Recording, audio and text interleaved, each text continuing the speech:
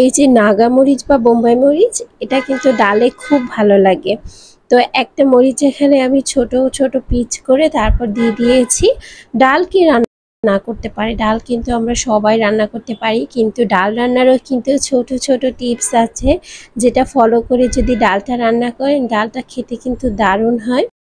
তো আর এই পর্যায়ে একটু কাঁচা আম দিয়ে দিচ্ছি। আর এই গরমে মুখের স্বাদ ফিরিয়ে আনতে কাঁচা আমের ডাল কিন্তু খুবই উপকারী, আর এটা খেতেও কিন্তু দারুণ লাগে।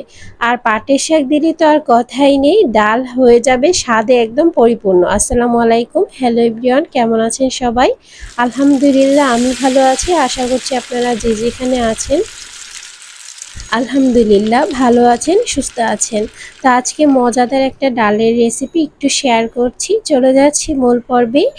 প্রথমে এখানে পাটের শাক নিয়েছি, আর এগুলো একটু ছাড়িয়ে নেব পাতাগুলো। পাটের শাকের কিন্তু ডাঁটা খাওয়া হয় না, শুধু পাতাগুলোই ছাড়িয়ে নিতে হয়। আমরা সবাই জানি, যারা পাটের শাক দিয়ে ডাল খাননি একবার হলে রেসিপিটি ট্রাই করতে পারেন। তো এখানে আমি পরিমাণ মতো পানি দিয়ে দিচ্ছি, আর পানিটা হালকা গরম করে নিচ্ছি। আর একসাথেও কিন্তু আপনারা বসিয়ে দিতে পারেন, আমি এভাবে করে নিই, তাতে মনে হয় আমার কাছে একটু তাড়াহুড়ো করে রান্না করা যায়, তাড়াতাড়ি হয়ে যায়। এখানে মসুর ডালটা দিয়ে দিচ্ছি। আপনারা চাইলে কিন্তু খেসারি ডাল বা অন্য ডাল দিয়েও রান্না করতে পারেন, কিন্তু আমার কাছে পাটের শাকের ডালটা মসুর ডাল আর খেসারি ডাল দিয়ে রান্না করলে খুব ভালো লাগে।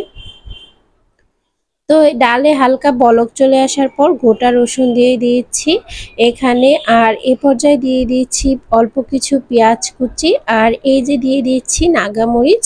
আপনারা কিন্তু কাঁচা মরিচও ব্যবহার করতে পারেন, সুন্দর একটা ফ্লেভার আসবে নাগা মরিচ দিলে। দিয়ে দিচ্ছি সামান্য হলুদের গুঁড়া, আর এ পর্যায়ে দিয়ে দিচ্ছি লবণ 2 চা চামচ। আর এ পর্যায়ে কিন্তু ডালটা ফুটে এসেছে, এখন আমি একটু নেড়ে চেড়ে দিচ্ছি, সবগুলো উপকরণ একসাথে ভালো করে মিশিয়ে দিচ্ছি। অনেকক্ষণ জাল করে নিচ্ছি, আর জাল করে নেওয়ার পর এরকম একটা লুক চলে এসেছে, আর ডালটাও কিন্তু টেনে এসেছে আর সিদ্ধ হয়ে গেছে।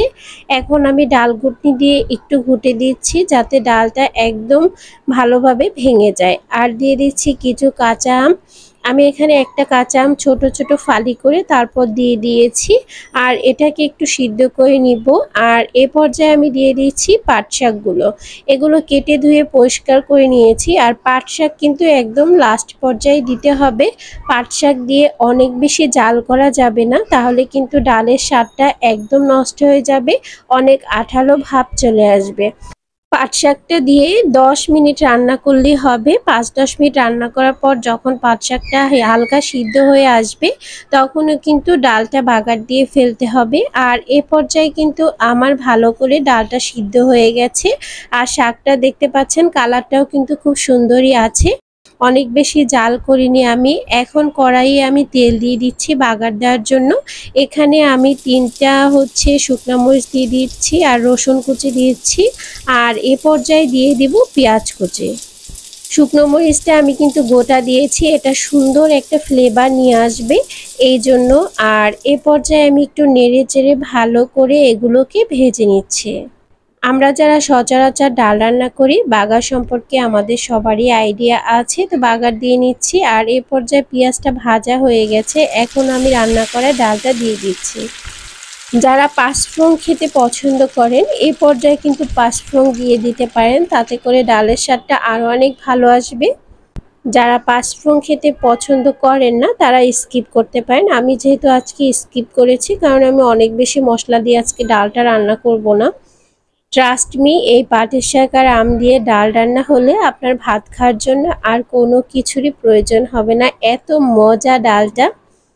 তো এই যে আমি পরিবেশন করে নিয়েছি, আর দেখতেই পাচ্ছেন এটা কতটা সুন্দর লাগছে। তো কেমন লেগেছে আজকের রেসিপি অবশ্যই কমেন্ট সেকশনে জানাবেন, ভালো লাগলে লাইক শেয়ার কমেন্ট করবেন। নেক্সট ভিডিও দেখার আমন্ত্রণ জানিয়ে আজকে এখানেই বিদায় নিচ্ছি। সবাই ভালো থাকবেন, সুস্থ থাকবেন, আল্লাহ হাফেজ, আসসালামু আলাইকুম।